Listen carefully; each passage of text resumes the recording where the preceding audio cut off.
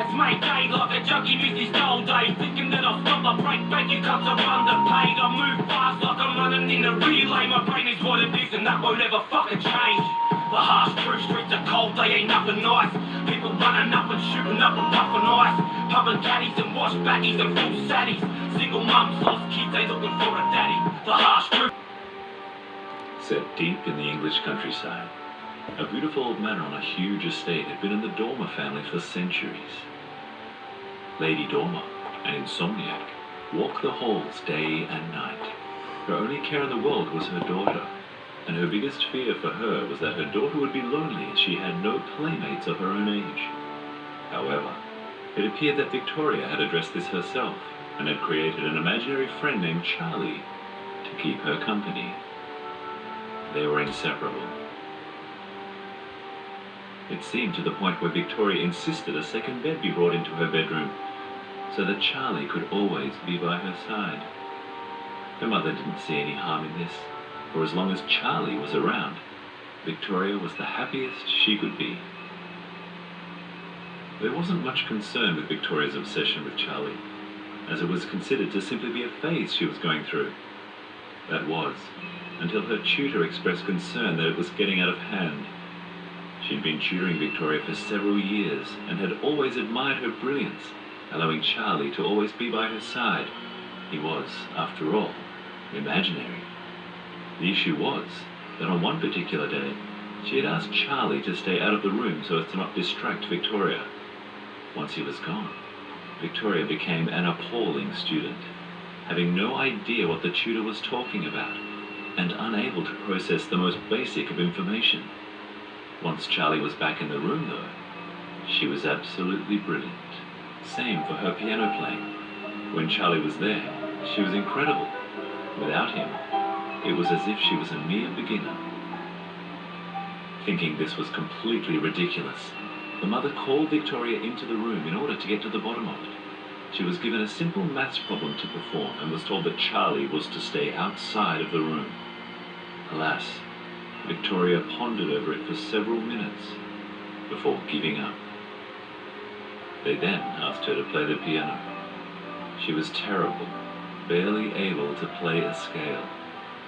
Victoria's mother was distraught, her tutor dismayed, and her father absolutely furious. Just what have you been doing with our child for the last few years? You're an absolute disgrace to your profession. And with that, she was kicked out of the house, never to return.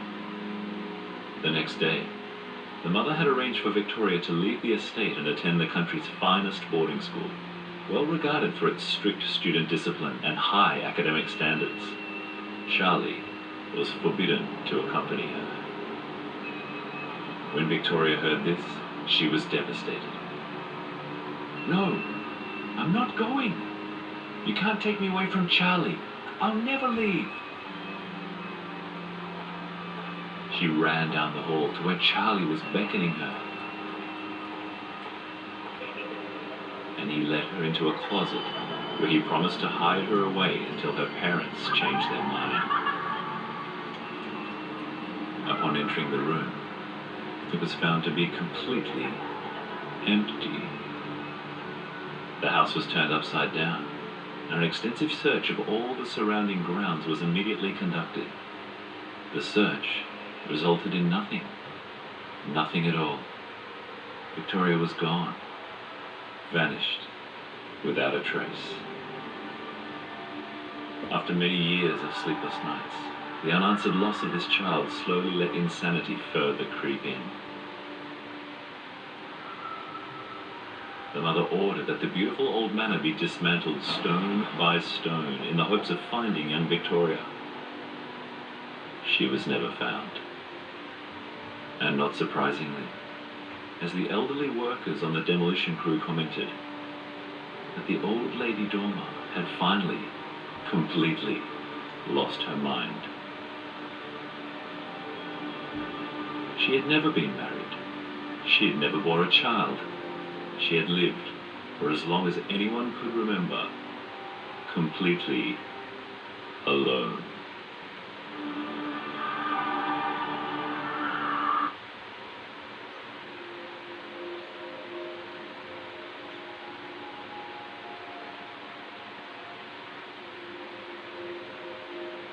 the eternal darkness of suburban Middle America, a young girl is home alone. It's been 3 days since her parents were taken. They told her to hide in the walls, to stay put, that help would be coming soon. But she couldn't stand the isolation, the fear. Then, from outside her room, a noise caught her attention. Looking out, she's surprised to see a ball. Not knowing where it came from, her curiosity gets the better of her, and she heads out of her room and picks it up. Strange, she thinks. Then she hears it again. Another ball.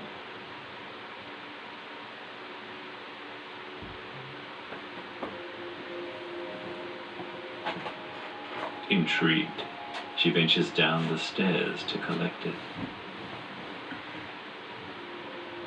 As she ponders the question, where did it come from?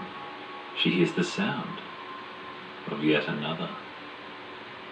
Knowing she shouldn't, she can't shake the attraction, and she heads down the hallway towards it. Bending over to pick it up, she feels the icy chill of panic wash over her as she realizes she strayed too far from the perceived safe sanctuary of her room and has been lured right into the trap of a mutant being.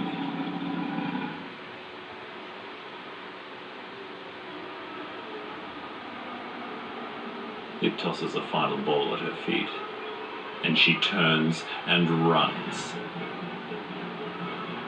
She runs as fast as her quivering legs will allow her. It lurches at her with a swipe that contacts the wall, buying her time to keep moving. She nearly stumbles on the stairs as she tries to shake the trembling from her body and the mutant from her tail. Still, its many scuttling legs allow it to stay right on her heels. She struggles on, already out of breath, but able to make it back to her room. The beast, now thirsty for blood, powers forward and smashes through the doorway with all of its might. The little girl, dazed but unharmed, looks up at what could well be the last thing she ever sees. Then, in the shadows beyond, she sees something drop to the ground from the ceiling above. In an instant, she knows help has arrived. The beast, sensing they are no longer alone, quickly turns to its side and comes face to face with its natural predator. The girl, now confident that it's time to kill, alters her arm to its true form and delivers a lethal uppercut to the mutant's head, piercing its primitive brain, inflicting instant paralysis, quickly followed by a ruthless execution. She smiles. She's never felt so alive. Her kin is impressed, and the girl nods in approval, allowing him to begin feasting on the fresh carcass of her first kill. With the thrill of this newfound pleasure coursing through her veins, the little girl is now hungry for more, and just as well, for tonight is going to be a very long night.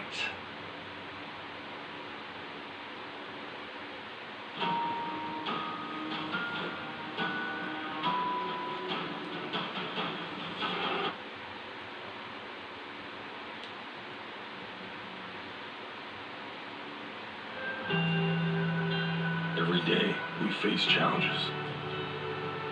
But behind any obstacle can be a fresh start.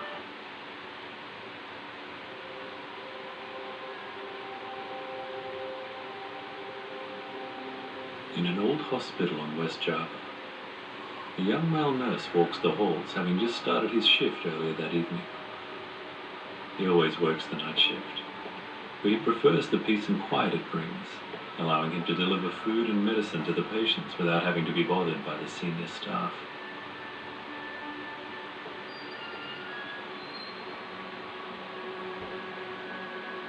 On this particular night, the first patient on his rounds was an old lady who had been diagnosed with cancer. When he entered the room, he saw a young lady sitting with her, talking and laughing. "Evening, ma'am. Please be sure to take all of this medicine," he said. and the young lady looked up with a smile to thank the young male nurse. A few nights later, the male nurse delivered some food to the eastern wing of the hospital, where there was an old man who had been diagnosed with lung disease. He was surprised to see the young lady again sitting with the old man, talking and laughing. "Evening, sir," the nurse said. "Here's your food. Please do your best to try and finish it." The old man and lady looked up and gave their thanks to the male nurse.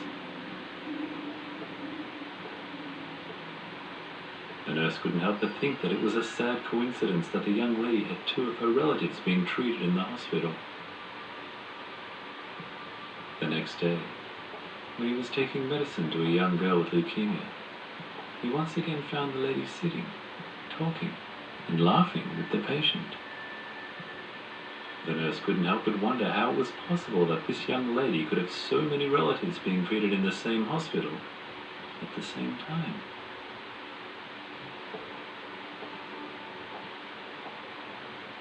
Later on that shift, when he found time to take a break, he saw the young woman sitting down in one of the hallways. He took a seat and started up a conversation. "Evening, miss. I couldn't help but wonder, are all those patients I've seen you visiting your relatives?" She replied, "Yes, they are." He said, "Oh, I'm so sorry that they're unwell." "Yes, that's why I came to comfort them," she said. He thought that was really nice of her, and then they continued talking for several minutes, laughing and smiling the whole time, up until the point where he asked, "Miss, just what were you talking about with your relatives? They all seem so happy and relaxed with you. It seems like you're able to entertain anyone." She began, "Well, it's my duty to comfort them, to calm them, and let them know that their pain will soon be over, and we'll meet again, somewhere. I must pity them. Their time will soon be over." The nurse was shocked at what she had said. "What do you mean, soon be over?" he asked. "Oh, you'll see soon enough," she replied. He sat there, speechless. Then she gave him a wave and said, "I'm sorry, but I have to go. It's getting late, and I have other relatives to visit." Struggling to speak, the nurse croaked, "Of course. Have a nice evening." The young lady stood up, and as she turned, exposed a huge gaping hole in the back of her head. Then, looking back at the nurse, she pointed straight at him and said, "Your time will soon be over too."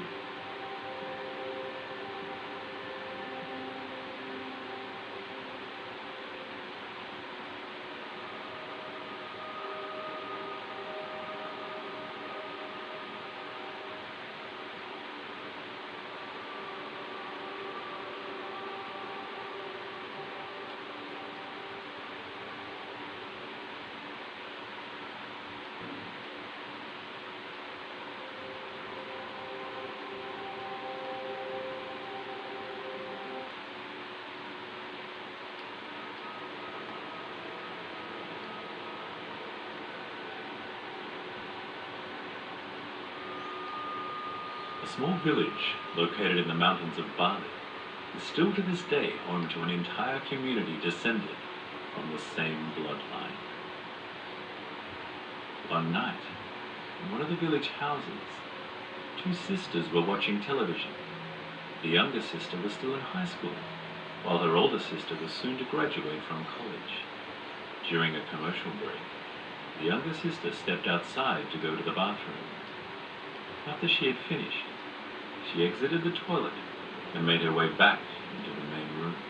Something in the air made her feel extremely uneasy, like someone had been following her, like she was being watched. When she turned to look back, she saw a figure, an old lady. She recognized the old lady as one of the oldest members of her extended family. She called out to her, but she just stood there in silence. The old lady had this wicked, straight face, no expression, and instantly the surrounding air got colder and colder. Then her form changed, and she became the Leia. Her head separated from her body and began to float forwards, its entrails hanging and glistening in the dim light. The girl screamed after witnessing this dreadful sight, and she ran back into the main room, cowering in fear. All the members of her family heard her scream and came rushing in to find her. Through her tears, she managed to tell them she had just seen the Leyak. Terrified, but protective of their own, the family members headed outside to search for the dreaded creature. They searched long into the night, but nothing was found. A few days later, news spread throughout the village that the old lady had died. According to Balinese custom, the body must remain in the house for 2 to 7 days while the family wait for a sacred day where the cremation ceremony will be performed and the soul will separate from the body. The 2 sisters, along with the entire extended family, attended the funeral. A few nights later, life had returned to normal, and the sisters sat peacefully watching TV. The younger sister then asked, "Sis, can I sleep in your room tonight? I'm afraid." Her older sister then replied, "No, you can't sleep in my room tonight. Not tonight." "But why?" she asked. "Look, you're not a child anymore," his sister snapped back. "You should be ashamed of yourself." "But sis..." "No buts. You must sleep in your room by yourself. Don't disturb me. Do not come into my room." That night, the younger sister tried to sleep alone, but she couldn't fall asleep. She was still haunted by the grotesque vision of what she had witnessed outside that night. Knowing she shouldn't, but unable to help herself, she got up and headed to her sister's room. She quietly entered, and being unable to see anything, she turned on the light. This instantly revealed a horrific sight. The sister's body was sitting lifeless without a head. She stared at the decapitated corpse with disbelief, unable to scream, unable to move. Suddenly, the windows flew open, and her sister's head floated into the room. She had become a heinous Leia, freshly returned from feeding on the blood of pregnant women and little children. Then her sister knew that she too would one day bear this curse.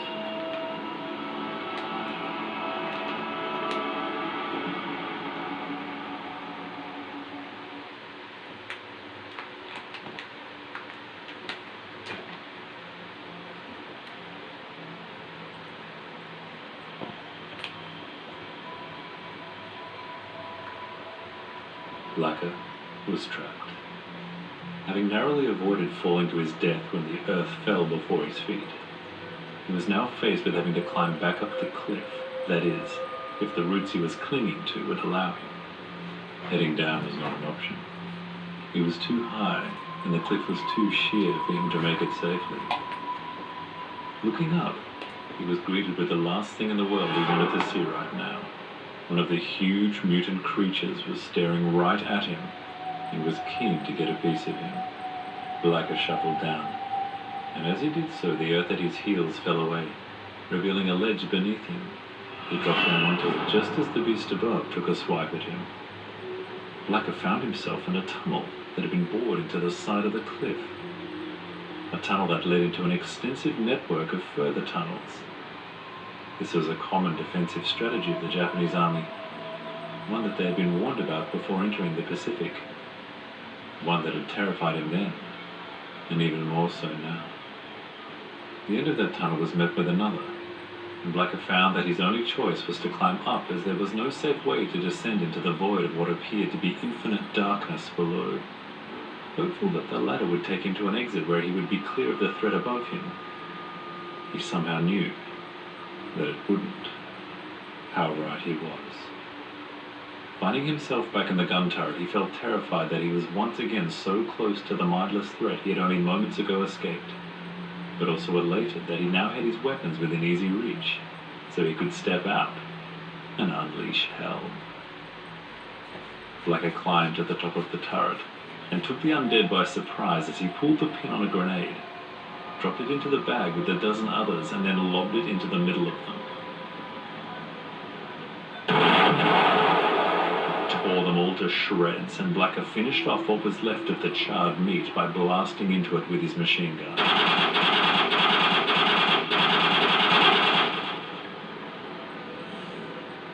Over the next hour, Blacker managed to get himself down the hill and safely into the control tower at the airfield, all without being spotted. Or so he thought. It was indeed an American airfield at some point in time, and he painstakingly bashed out an SOS in Morse code along with his serial number and island coordinates over and over and over again, until a dark figure appeared out of the shadows behind him and swiftly clubbed the back of his head, rendering him unconscious. It could have been hours, days, months later for all he knew, until his eyes slowly blinked open again and attempted to take in his surroundings. He couldn't feel his arms, and for good reason. They'd been chained above his head for God knows how long. He winced in pain as the rest of his body let him know it was still alive and had been badly beaten and bruised. A masked Japanese man stood before him and edged ever closer with a huge syringe in his hand.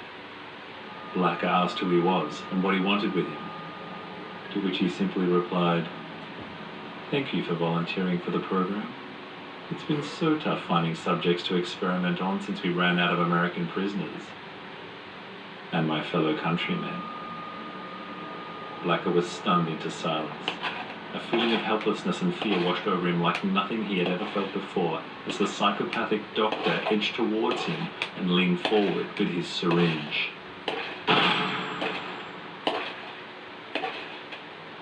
As the doctor's mutilated head fell in front of him, Blacker strained to see where the shot had come from through the blood in his eyes and the brains falling off his face. Americans. Suddenly the doors to the cells all around them rolled open and the haunting sounds of the undead began to cry out and echo around the cavernous stone walls of the main block. What the hell? The Americans rasped as they saw what began to writhe out of the cells. "We need to get out of here," Blacker snapped at them, forcing the soldiers to focus. A soldier approached Blacker, lifted his gun to shoot through the chains. "We got your distress call. Is it only you?" Blacker cringed in pain as a shard of steel from one of the links tore right through his hand. "As far as I know," he replied.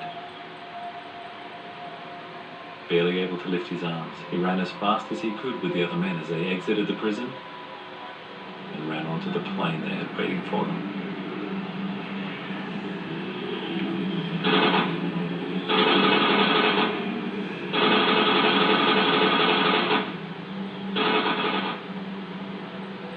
They barely had time to get seated before the pilots gunned the engines and powered down the runway and up into the sky above.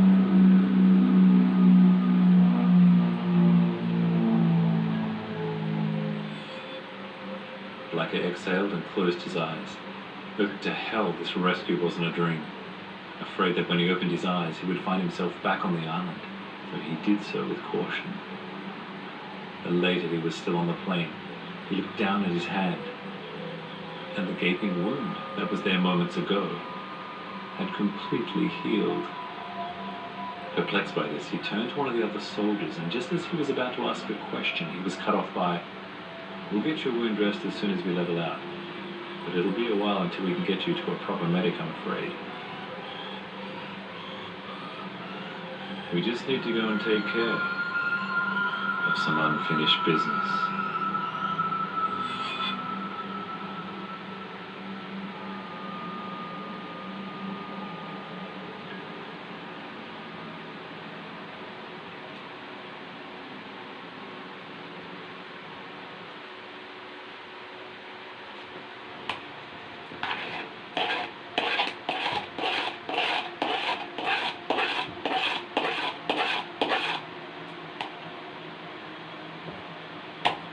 In a small township in central Romania, the otherwise peaceful existence of its residents had recently been unsettled by a series of grotesque and brutal murders.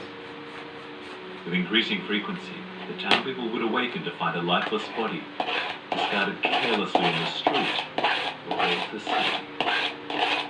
Shockingly, each corpse had puncture wounds to the neck, and all had limbs savagely torn straight from their torsos.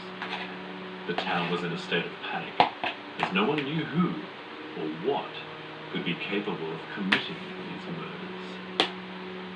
That was until a body was discovered after a night of heavy rain, and in the surrounding mud were the huge footprints of what could only be an inhuman beast.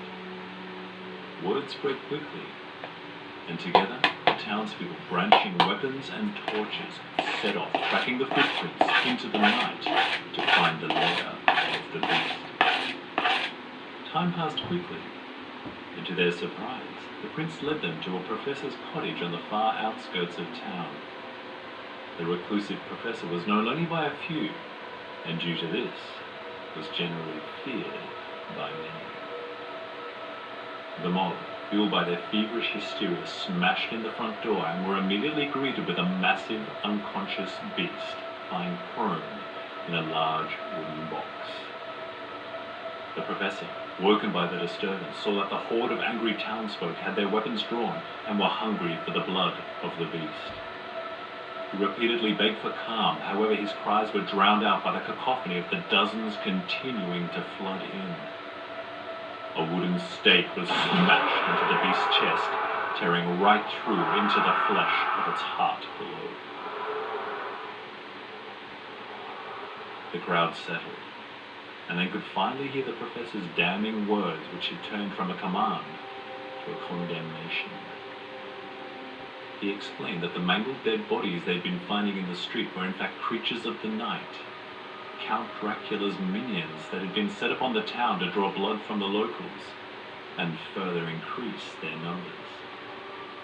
The beast was a creation of the professor, grown from genetically splicing humans and apes to spawn a mutant being trained to hunt and kill vampires. Had the townsfolk let it live, it would have soon rid them of all vampires, once again returning the town to a time of peace, where people could walk the streets at night again without fear. The sickening shrieking of 1,000 hungry vampire bats then rang out across the countryside, as the Count, sensing his children were now safe from harm, unleashed his entire army on the helpless residents, fully exposed in the town below. "You fools," the professor snapped. "By killing my beast, you've killed us all."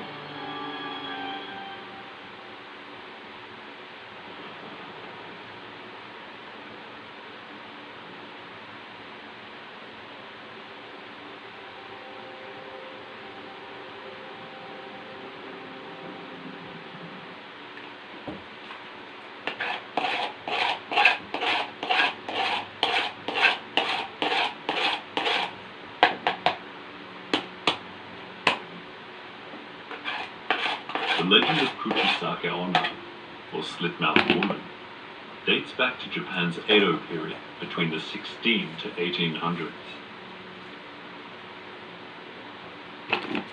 According to folklore, she was a human woman whose face was horrifically mutilated from being slashed through the mouth from ear to ear. Some versions of the tale claim she was the adulterous wife or concubine of proud samurai.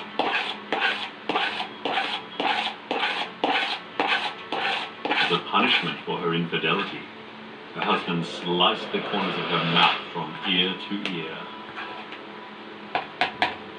Other versions of the tale include that her mouth was mutilated during a medical or dental procedure, that she was mutilated by a woman who was jealous of her beauty, or that her mouth is filled with numerous sharp teeth.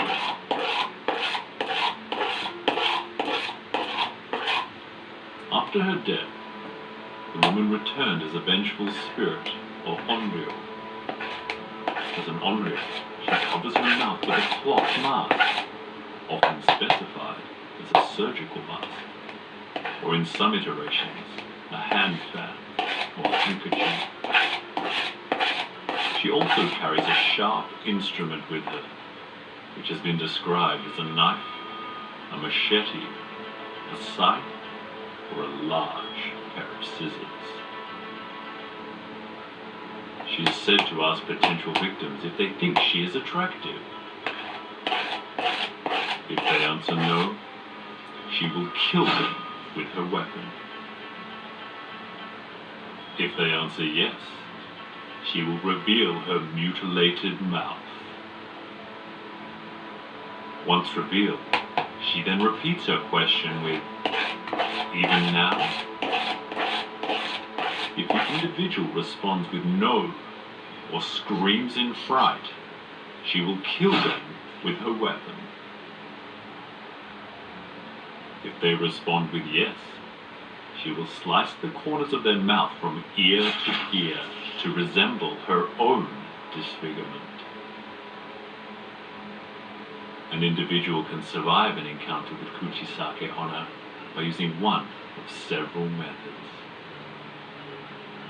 In some versions of the legend, Kuchisake Onna will leave the potential victim alone if they answer yes to both of her questions. Other survival tactics include replying to Kuchisake Onna's question by describing her appearance as average, giving the individual enough time to run away. Though in other versions, she will visit the individual's residence later that night and murder them in their sleep.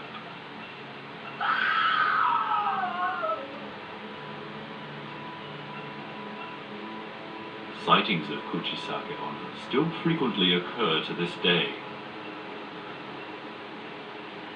So take care, for you never know when you might encounter.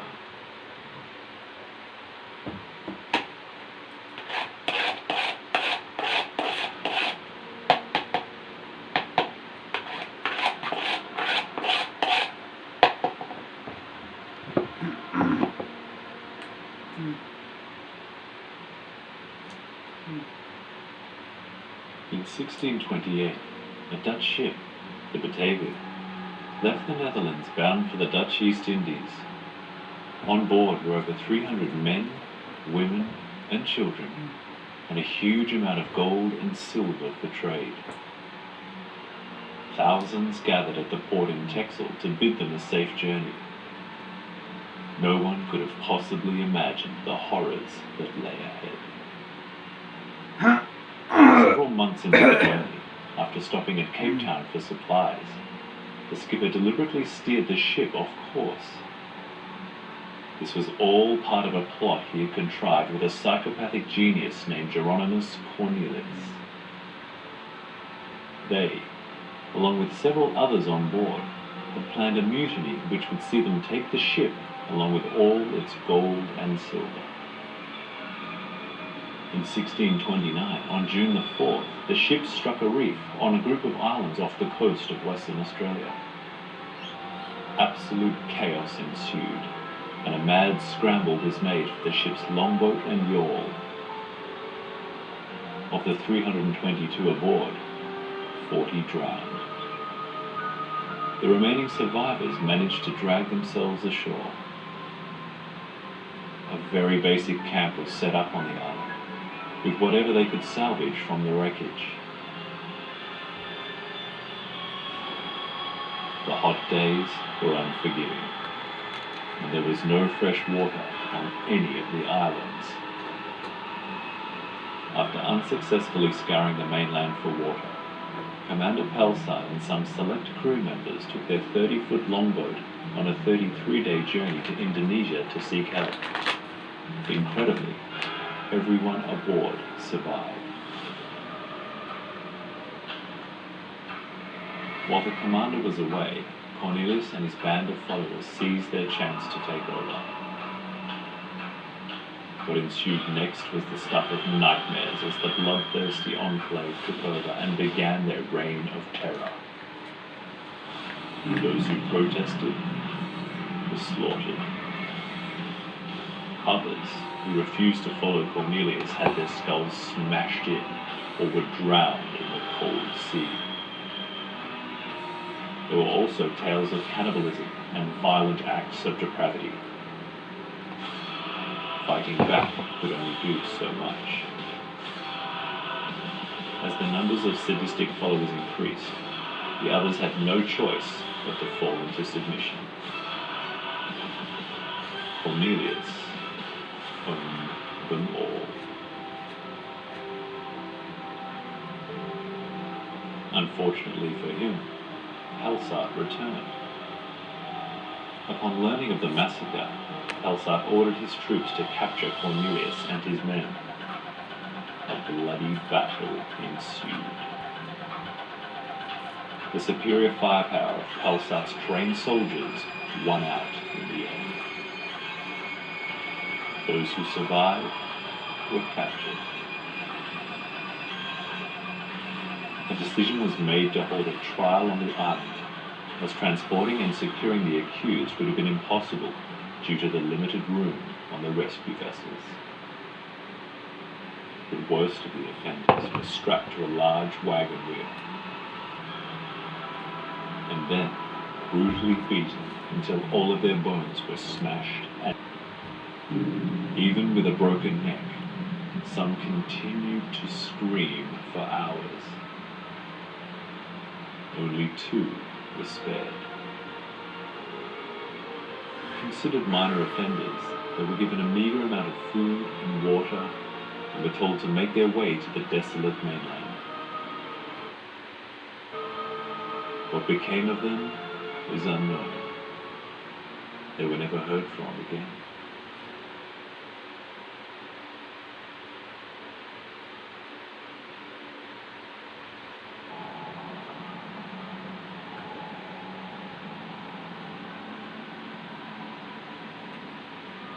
On a dark autumn night, a lady who had just finished conducting a training session at a factory in the countryside stood alone at a bus stop, patiently waiting for the bus to arrive and take her back into the city.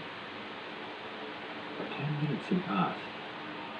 The bus should have arrived by now, she thought to herself, and yet there she still was, waiting.